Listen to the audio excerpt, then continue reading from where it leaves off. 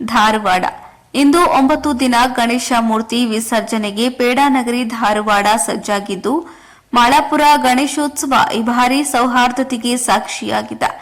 ಗಣೇಶ ಮೂರ್ತಿಗೆ ಮುಸ್ಲಿಂ ಮುಖಂಡರು ಮಾಲಾರ್ಪಣೆ ಮಾಡಿದ್ದು, ಮಸೀದಿ ಮುಂಭಾಗಕ್ಕೆ ವಿಸರ್ಜನೆ ಮೆರವಣಿಗೆ ಬರುತ್ತಿದ್ದಂತೆ ಡಿಜೆಯಲ್ಲಿ ಭಾವೈಕ್ಯತೆ ಹಾಡು ಹಾಕುವ ಮೂಲಕ ಗಣೇಶ ಮಂಡಳಿ ಭಾವೈಕ್ಯತೆ ಮೆರೆದಿದ್ದಾರೆ.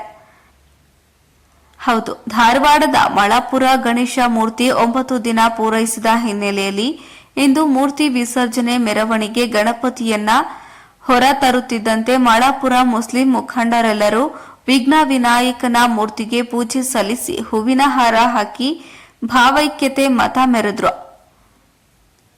ಇನ್ನು ಗಣಪತಿ ಮಂಡಳಿಯು ಡಿಜೆ ಮೂಲಕ ವಿಸರ್ಜನೆ ಮೆರವಣಿಗೆಗೆ ಮಸೀದಿ ಬಳಿ ಬರುತ್ತಿದ್ದಂತೆ ಗಣಪತಿ ಮಂಡಳಿ ಹಿಂದೂ ಮುಸ್ಲಿಂ ಸೌಹಾರ್ದತೆ ಸಾರುವ ಹಾಡನ್ನ ಪ್ಲೇ ಮಾಡುವ ಮುಖಾಂತರ ಮಾದರಿಯಾದ್ರು. ಇನ್ನು ಈ ವೇಳೆ ಸ್ಥಳದಲ್ಲೇ ಇದ್ದು ಉಪನಗರ ಠಾಣೆ ಇನ್ಸ್ಪೆಕ್ಟರ್ ದಯಾನಂದ ಶೆಗುಣಸಿ ಪೊಲೀಸ್ ಬಿಗಿ ಬಂದೋಬಸ್ತ್ ಒದಗಿಸಿ ಹಿಂದೂ ಮುಸ್ಲಿಂ ಭಾವೈಕ್ಯತೆಗೆ ಸಾಕ್ಷಿಯಾಗುವಂತೆ ನೋಡಿಕೊಂಡಿದ್ದು ಸಾರ್ವಜನಿಕರ ಮೆಚ್ಚುಗೆಗೆ ಪಾತ್ರವಾಯಿತು. ವರದಿ ಸಂತೋಷ ಮೇದಾರ, ಧಾರವಾಡ.